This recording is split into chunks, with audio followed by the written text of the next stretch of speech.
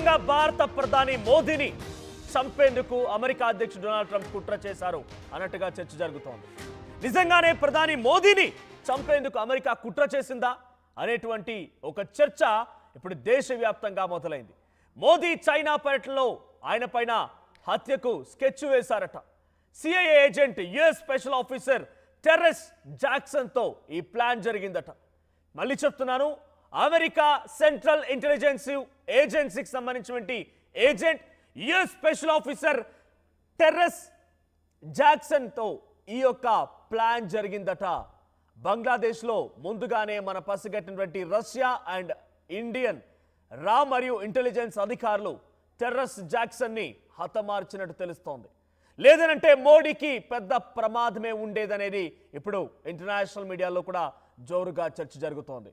అయితే బంగ్లాదేశ్లో జాక్సన్ ఉంటుండగా ఒక హోటల్లోనే అనుమానాస్పద స్థితిలో మరణించాడు. ఇప్పటికీ ఇంకా ఆయన మరణం గల కారణం తెలియడం లేదు. అయితే దీని వెనుక ఇండియా అండ్ రష్యా ఉన్నాయనేది పెద్ద ఎత్తున చర్చ జరుగుతోంది. ప్రధాని మోదీపై స్కెచ్ వేసింది టెర్రెస్ జాక్సనే. టెర్రెస్ జాక్సన్ మరణం తర్వాత మోదీ పుతిన్ ఇద్దరు కూడా కలిశారు. ఇద్దరి మధ్య చర్చ కూడా జరిగింది. రహస్యంగా ఓ కారులో కూర్చొని వారిద్దరు మాట్లాడుకున్నారట. కింద మీరు ఫోటోలో చూస్తున్నటువంటి ఆ విజువలే Shanghai cooperation organisation SCO China భేటీ తర్వాత ఈ ఇద్దరి మధ్య ఒక కారులో కూర్చొని సంభాషణ జరిగింది.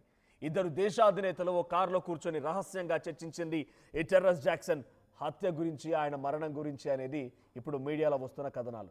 మరోవైపు జాక్సన్ మృతిపై బంగ్లాదేశ్ ప్రభుత్వం కూడా కీలక ప్రకటన చేసింది. టెర్రెస్ జాక్సన్ మృతి పైన ఇంకా క్లారిటీ లేదని చెప్తోంది. మీకు దీనికి ఆధారంగా మేము మరింత కొన్ని ఆర్టికల్స్ కూడా చూపిస్తాను. అంతకంటే ముందు కింద ఫోటోలో కనిపించే వ్యక్తి ఆయనే టెర్రెస్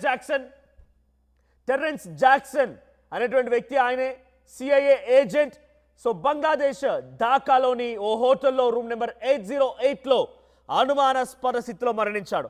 దీనికి మరింత బలం చేకూరేలా ఢాకాలోని వెస్టిన్ హోటల్లో టెర్రెన్స్ మరణిస్తే అటువైపు ఐఎస్ఐ తీవ్రవాది, పాకిస్తాన్కి సంబంధించిన మరో ఉగ్రవాది షెర్టన్ హోటల్లో మరణించాడట. ఇద్దరు కూడా ఒకే రోజు మరణించడం, ఇద్దరు కూడా అనుమానాస్పద స్థితిలో మరణించడం, ఇవన్నీ కూడా ప్రస్తుతానికి అనుమానాలు తావిస్తుంది. ఒక్కసారి మీకు ఇంటర్నేషనల్ మీడియా కథనాలు వస్తున్నటువంటి ఆ కథనాలను కూడా నేను చూపిస్తాను. ఒకసారి ఆ కథనాలని మీరు చూస్తే మీకు అర్థమవుతుంది. ఇక్కడ కింద మీరు గమనించండి. సో కొంత పెద్దగా మీకు చూపించే ప్రయత్నం చేస్తాను. So India Russia foil CIA plot to assassinate PM Modi. Mysterious death of Terrence Jackson in Dhaka fuels speculation. So ఇది రష్యా మరియు ఇండియా కలిసి CIA సంబంధించినటువంటి ఒక అధికారి మోదీ హతమార్చడం కోసం స్కెచ్ వేశాడా? మిస్టీరియస్ డెత్ ఆఫ్ టెర్రెన్స్, అక్కడ టెర్రెన్స్ అనేటువంటి వ్యక్తి మిస్టీరియస్ డెత్ ఇప్పుడు ఈ అంశానికి మరింతగా ఆజ్యం పోసింది, మరింతగా నిప్పు రాచేసింది అనేది ఈ మీడియా కథల్లో వచ్చిన వార్త. ఇది ఆర్గనైజర్ అనేటువంటి ఒక మీడియా కథనంలో వచ్చినటువంటి వార్త. ఇది ఒకటే కాదు, ఇంకా చాలా వార్తలు ఉన్నాయి. ఇంకా దాంట్లో చైన్ ఆఫ్ ఈవెంట్స్, అసలు ఏం జరిగింది, ఎలా జరిగింది, ఎప్పుడు జరిగింది అనేది మీరు కనుక మళ్ళీ పరిశీలిస్తే ఆగస్టు 31న చైనాకు సంబంధించి షాంఘై కోఆపరేషన్ ఆర్గనైజేషన్ ఉగ్రవాదాన్ని రూపుమాపాలి అనేటువంటి ఆలోచనతో చైనాలో జరిగినటువంటి ఒక 12 దేశాధినేతల మీటింగ్ జరిగింది ఆగస్టు 31వ తేదీన. ఆగస్టు 31న మోదీ చైనాకు వెళ్ళారు. అయితే ఆయన చైనా పర్యటనలో ఉండగానే ఆయన పైన ఈ స్కెచ్ వేసినట్టు తెలుస్తోంది. సో అందుకే August 31 Terrence Jackson is founded in hotel room. అదే రోజున రష్యా ఇండియా కలిసి చేసినటువంటి ఒక ఆపరేషన్లో టెర్రెన్స్ జాక్సన్ని హతమార్చినట్టుగా ఇప్పుడు చర్చ జరుగుతోంది. అదే రోజున షాంఘై కోఆపరేషన్ ఆర్గనైజేషన్ మీటింగ్ జరిగింది. అదే రోజున మోదీ చైనాకు వెళ్ళాడు. చైనాలో మోడీ ఉండగానే ఆయనని ఈ రకంగా అంతమొందించాలని స్కెచ్ వేశారు టెర్రెన్స్. అందుకే ఈ యొక్క అంతమొందించే ప్రక్రియ అనేది జరుగుతోంది. ఇక మళ్ళీ మీకు టైం లైన్ చూపిస్తాను. సెప్టెంబర్ 2న షాంఘై కోఆపరేషన్ ఆర్గనైజేషన్ మీటింగ్కి సంబంధించి సెప్టెంబర్ 2వ తేదీన జరిగినటువంటి ఆ కార్యక్రమంలో మోదీ హాజరయ్యాడు. సో ఆ రోజే తిరిగి ఆయన హాజరైపోయి ముందు రోజు 31st అండ్ 1st 2 రోజులు కూడా మీటింగ్ జరిగింది. 2వ తేదీన మోదీ తిరుగు ప్రయాణం అయిపోయాడు. సో అక్కడ మీకు కనిపిస్తోంది, prime minister Modi returns to India after an important summit in China and makes cryptic remarks about his safety. ఆయన సేఫ్టీ గురించి చాలా పెద్ద ఎత్తున చర్చ జరిగిందట. ఇక మోడీ అండ్ రష్యన్ ప్రెసిడెంట్ అదే రోజున Vladimir Putin hold and important discussion in Tianjin China. ఇద్దరి మధ్య ఆ ఫోటో ఇందాక మీకు చూపించారు కదా, కారులో దిగిన ఆ ఫోటో సెప్టెంబర్ 2వ తేదీనే ఇద్దరి మధ్య చాలా రహస్యంగా చర్చ జరిగింది. ఇక అక్టోబర్లో మొదలైంది ఈ చర్చ. Theories emerge that Jackson's death may have been connected to a thwarted assassination attempt on Modi, with claims that both Indian and Russian intelligence agencies were involved.